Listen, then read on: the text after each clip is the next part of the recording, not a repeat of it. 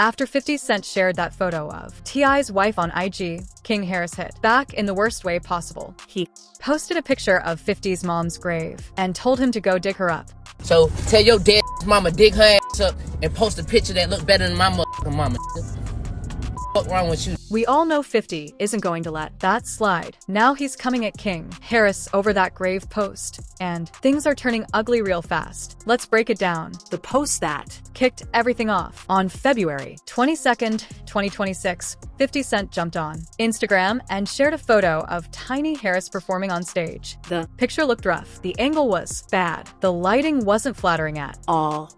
And the whole thing felt like it was picked on purpose to make her look bad. And knowing 50 Cent, that's exactly why he chose it. He didn't toss it on his stories where it would disappear after a day. Nah, he posted it straight to his main feed, permanent for everyone to scroll by and comment on whenever they wanted. The caption said, "I keep telling you, keep my name out your mouth, okay?"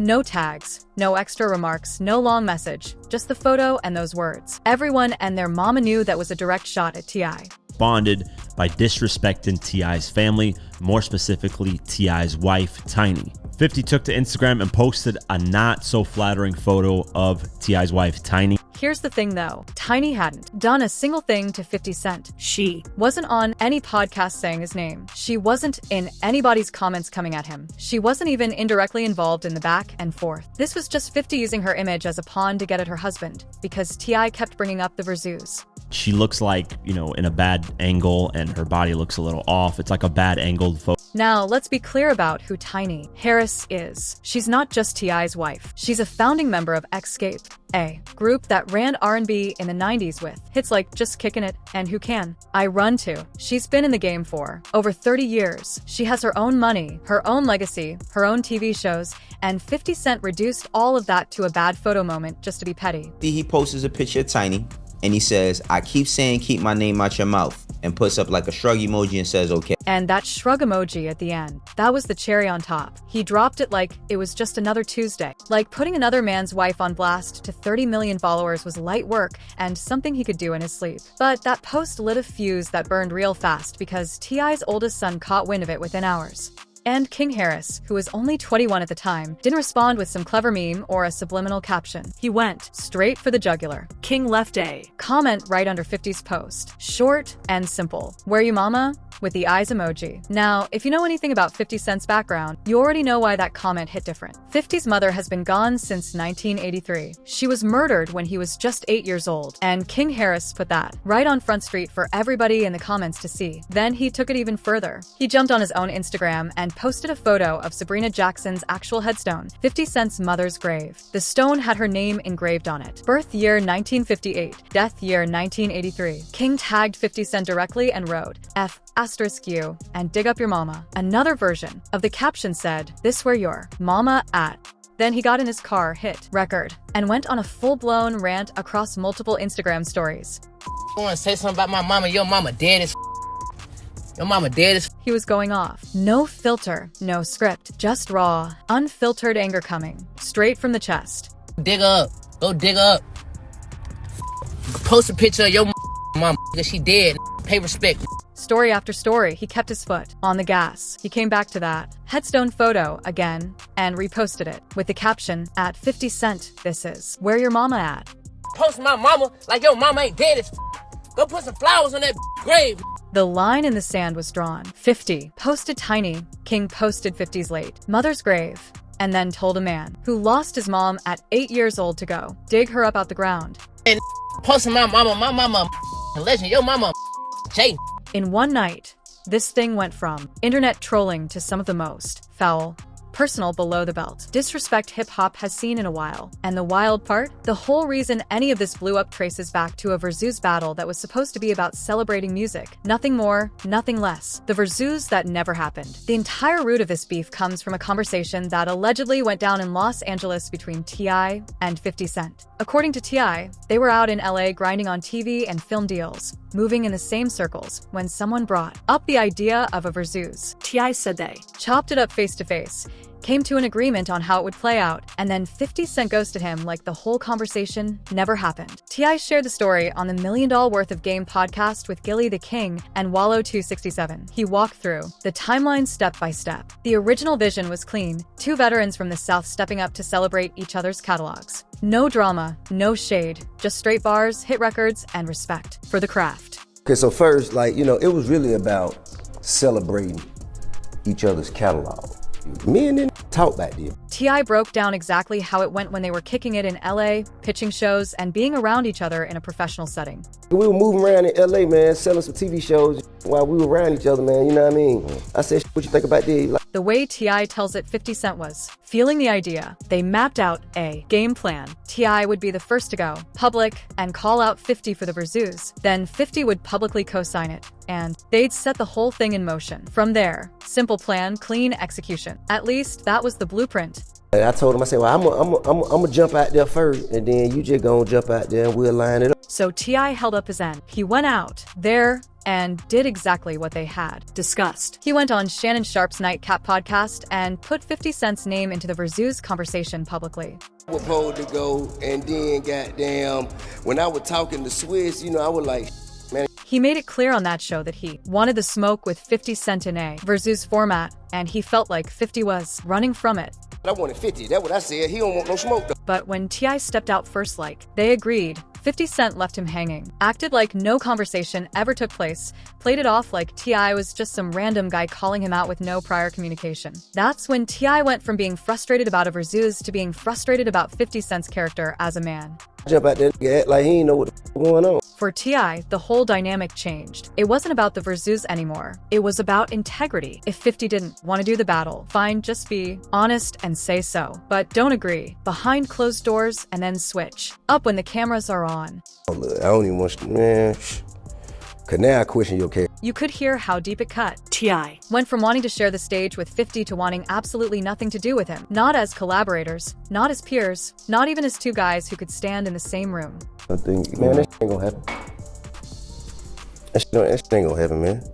I don't want to stand on stage. And then T.I. dropped the line that traveled through every blog and comment section for weeks. No interest in standing on stage with that. I don't From 50 Cent's perspective, the whole situation looked different. He had been publicly dodging the Verzoos concept for years. He called Verzoos a platform that only mattered during the pandemic and made it clear he was on a whole other level. TV shows, film projects, brand deals. He hadn't dropped an album since 2014. Music wasn't his bread and butter anymore. It was a chapter he had already closed. His responses to T.I.'s callouts were classic 50, dismissive and dripping with that signature trolling energy. He kept posting, "Keep my name out your mouth," all over Instagram, with shrug emojis, memes, and short captions designed to make T.I. look like he was begging for attention from someone who didn't care. Things got uglier when 50 Cent started dropping the King Rat tag on T.I. in Instagram comments, implying cooperation with law enforcement, a serious insult in hood terminology. T.I. wasn't having it. He snapped back immediately, writing, "You playing on my name when only one of us a rat in real life?" He told 50 to either step into the Verzoos ring or pipe down. By the time February 22nd rolled around, the beef had been simmering for weeks through podcasts, comment section battles, and subliminal posts.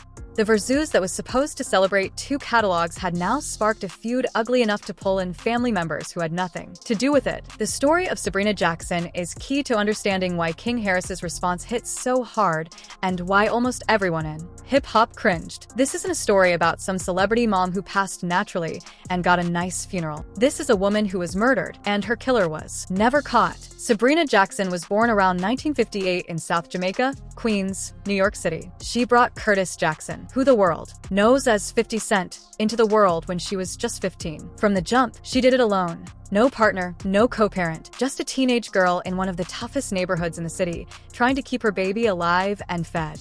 My mother passed when I was like 8 years old. I went to live with my grandparents. And she had me when she was 15. To put food on the table and keep a roof over her head, Sabrina got involved in the local drug game. This was South Jamaica, Queens, right in the middle of the early crack wave tearing through the city in the late 70s and early 80s. Options for a teenage single mother in that zip code were slim, and she chose the hustle because that's what the environment demanded.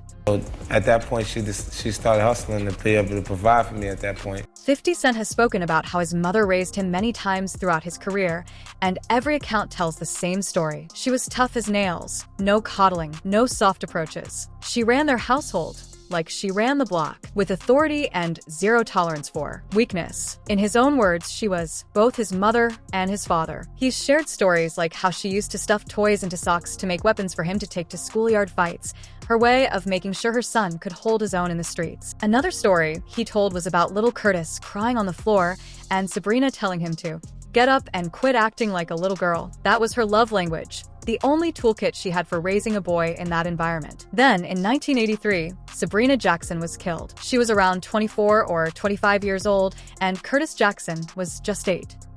She got killed when I was like 8 years old. So when you say hustling, she was involved with what? She was... Yeah, selling drugs. Selling drugs? Yeah. The way she died is haunting, and the case has never been solved in over 4 decades. According to 50 Cent's own consistent retellings in interviews going back to the mid-2000s, someone slipped something into Sabrina's drink to knock her out inside her apartment, then deliberately turned on the gas. She died from the carbon monoxide, mixed with the fire that followed. When police arrived, they immediately suspected homicide. The combination of a drug victim and tampered gas lines pointed straight to foul play. No one was ever arrested. No suspect was ever publicly named. No motive was ever officially released. The case remains cold to this day, more than 42 years later. There are no public police reports, no coroner's findings, and no investigative updates ever released. Every detail the public knows about Sabrina Jackson's death comes directly from 50 Cent's own words as an adult reflecting on his childhood. After Sabrina's death, 8-year-old Curtis was taken in by his maternal grandparents. His grandmother, Beulah Jackson, and his grandfather raised him in a modest home in the same South Jamaica neighborhood, packed with roughly 8 other family members under one roof. His biological father had already left before Sabrina died. His grandparents were all he had left. 50 Cent has said in interviews that every time life dealt him a bad hand after losing his mother,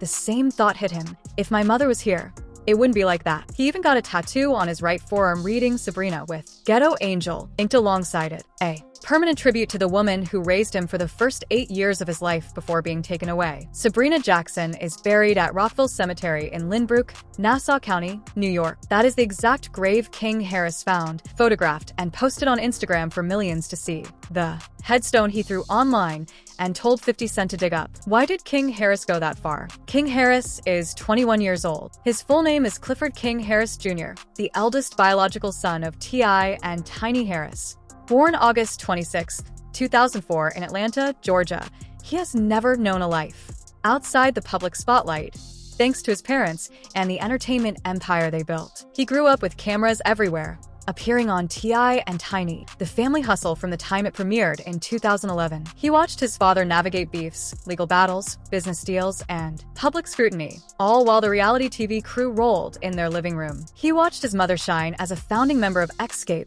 one of the top R&B groups of the 90s, while also being the backbone of the Harris household. King has been pursuing his own music career under the name Kid Ion, releasing singles and freestyles that carry the DNA of the world he grew up in. But the public has always recognized him first as T.I.'s son, the firstborn boy in a family that moves as a unit, especially when it comes to having Tiny's back. King, let me ask you a question, man.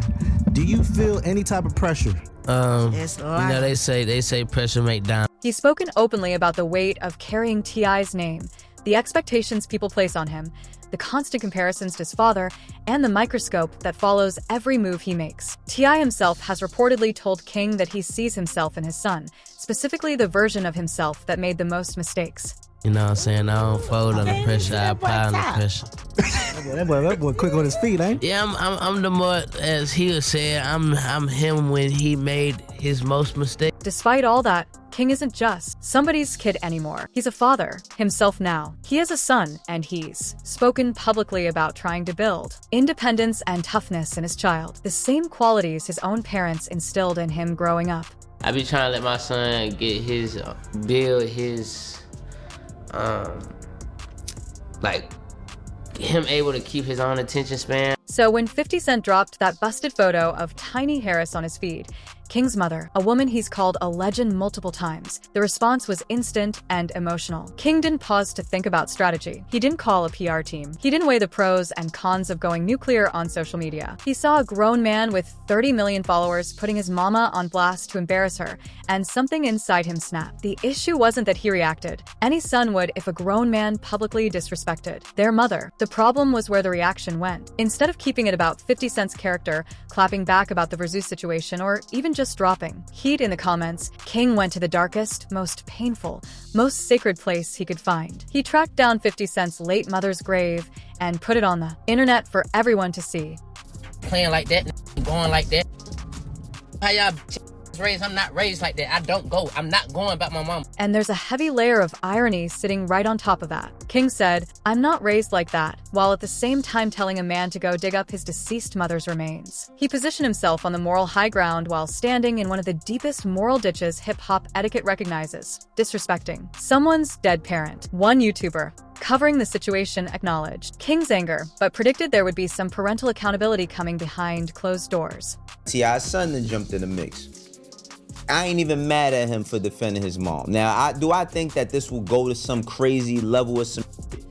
No. He went on to say that T.I. and Tiny would most likely pull King aside privately and straighten him out, because no matter how justified his anger was, the grave post crossed a line even the Harris family normally wouldn't stand behind. Tiny or T.I. is definitely going to check him on that, because they not them type of people. Hip-hop has a long, well-documented history of family members getting pulled into beefs. Tupac called out Biggie's wife, Faith Evans, on Hit 'Em Up. Jay-Z went graphic about an affair with Nas's baby mother, Carmen Bryan, on Super Ugly, a move so foul that Jay-Z's own mother called Hot 97 and forced him to apologize on air. Carmen Bryan herself has spoken about the fallout and the damage it caused. Well, first of all, when Super Ugly came out and we heard it, everybody was like, "You corny." Carmen talked about how Jay-Z regretted dropping that record almost as soon as it hit the airwaves. The emotional, knee-jerk reaction, going after someone's family just to score points in a rap beef, backfired on him in ways that lasted for years. Jay-Z's never been in any of our vehicles.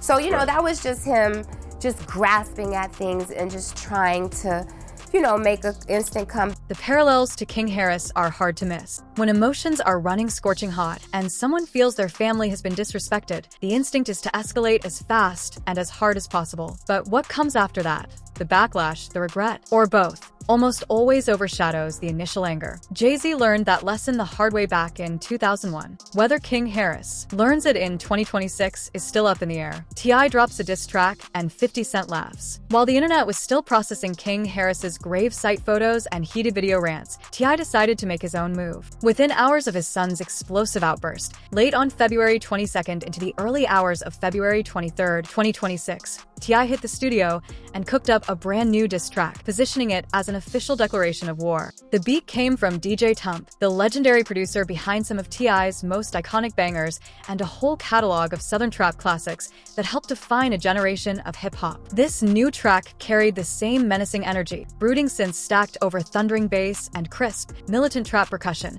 hitting with the sonic force of a man who was not playing around. T.I. uploaded a preview straight to his Instagram with a caption, "Oh, and I 66, as want were 8. We on that got to right one this time." The duck emoji was a deliberate call, back to earlier comments where T.I. had labeled 50 Cent a duck, hood slang for someone who avoids confrontation and hides behind excuses.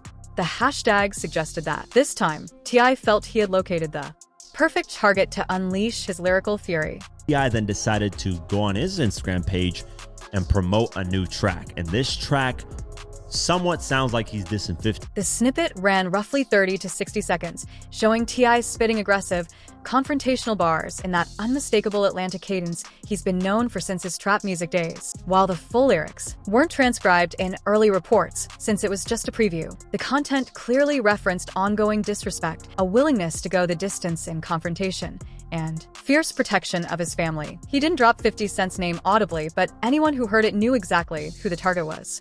No direct names. It might just be a cut off his upcoming album, because the album's title is Kill the King. Some in the culture speculated that the track might have already existed as a cut from T.I.'s forthcoming album, strategically unleashed because the timing was too perfect to waste. Others believed it was a fresh, off-the-cuff session that T.I. recorded in the heat of the moment after seeing his son go to war on Instagram. Regardless of which version is true, the timing was intentional. Dropping a war-themed record mere hours after your son posted a dead woman's headstone online is no coincidence. The hip-hop community's reaction was split. On one side, people saluted T.I. for handling his business like a real MC, using a diss track, the most respected form of clapping. Back in rap culture, it channels raw, unfiltered emotion into something artistic, something that lives on in the culture's permanent record. Push did it with the story of Adidon, Kendrick Lamar with Meet the Grams, and now T.I. was stepping up with War. But the other side was more critical. Many saw the diss track as T.I. essentially co-signing or amplifying what King Harris had already done.